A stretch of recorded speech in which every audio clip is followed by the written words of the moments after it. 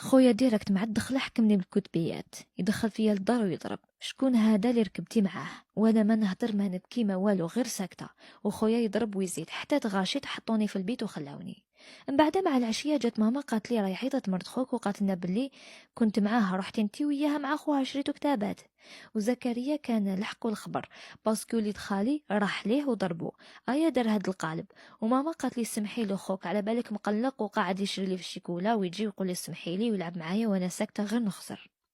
شغل حسبت لهم الشوك تاع كي ضربوني، ما على بالهمش واش صرا فيا وجدي قال لي درتها. مور هذيك الحكايه بسمانه جا زكريا وخطبني من عند بابا. وبابا قال ماما وفرحت، وقالت له بصح راهي تقرا مازال الحال.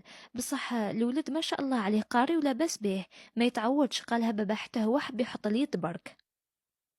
ايا دارنا قبلو، وجاو يسقسوني انا قبلت باينه ومت بالفرحه، لانه ما راحش نقعد نخمم في الشي اللي صرا. وزيد شكون اللي خطبني؟ الانسان اللي كنت متمنيه يكون راجلي. جاسو الايامات وانا ما نحكيش معاه، قعدت فيا هذيك الصدمه. وتعرفت على بنات خارجين طريق، كنت نخرج معاهم نريح معاهم نضحكوا برا نجيحوا. شغل نديروا الفعايل تاع الناس تاع البنات اللي ما يسواوش. لحقت ونرجعوني حتى نتكيف معاهم. زكريا شافني جا لليسي وداني، مع الاول ما حبيتش نروح معاه، بصح من بعدها بدا يعيط، ركبت معاه ورحنا. كي كنت في طوموبيل شم فيا ريحة الدخان، بدا يعيط ويخبط فيا. قال لي اليوم نهارك. رحنا لواحد الدار، دخلنا رماني في الارض، بدا يضرب فيا بالسبتة ضرب مبرح.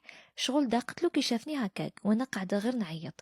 كي كمل الضرب تاعو تعدى عليا المره الثانيه بكل دم بارد، ورجعني وحطني قدام نيسي وراح. قال لي كي نعيط لك الرفدي وراح. انا هبط نمشي ونسحب في روحي كالميت. تقول راح نموت. جست على باب الواد في واحد الزنيقه يبيعوا فيها غير الاخوه السلفيين. انا وصلت تما طحت غاشيت.